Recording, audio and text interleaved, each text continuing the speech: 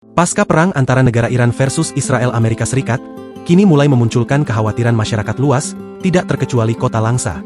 Apalagi selama beberapa hari ini, Iran telah memblokir jalur lintas di Selat Hormuz yang selama ini banyak digunakan oleh kapal tanker pembawa bahan bakar minyak atau BBM berbagai negara.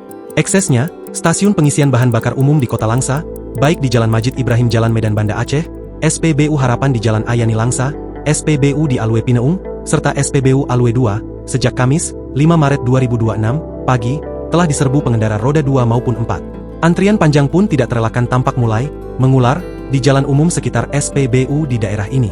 Sehingga petugas di Sub Langsa maupun petugas SPBU terpaksa turun mengatur arus lalu lintas agar tetap tertib. Kondisi hari ini mengingatkan kejadian yang sama beberapa waktu lalu pasca bencana banjir. Di mana waktu itu semua SPBU tak ada yang kosong atau sunyi, yaitu semua dipenuhi antrian ratusan kendaraan masyarakat. Informasi di himpun serambinews.com menyebutkan, masyarakat mulai khawatir dan memilih mengantre puluhan menit hingga sampai 1 jam. Karena beredar isu akan ada kelangkaan BBM, akibat pecahnya perang antara Iran versus Israel dan USA.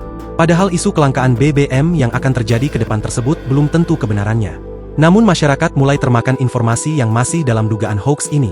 Padahal hingga kini dipastikan stok BBM di semua SPBU yang ada dalam wilayah kota Langsa masih tersedia dengan aman. Akan tetapi tingkat pemakaian BBM di SPBU, baik jenis biosolar, Pertalite, Pertamax, dan jenis lainnya, lebih tinggi dikarenakan diserbu kendaraan roda 2 dan 4. Diperkirakan, antrean kendaraan pada semua SPBU akan terus terjadi hingga berapa hari ke depan. Sebab, masyarakat mulai cemas habisnya stok BBM di saat sedang berlangsungnya perang Iran kontra Israel Amerika yang bekum diketahui kapan akan berakhir. Download Tribun X sekarang, menghadirkan lokal menjadi Indonesia.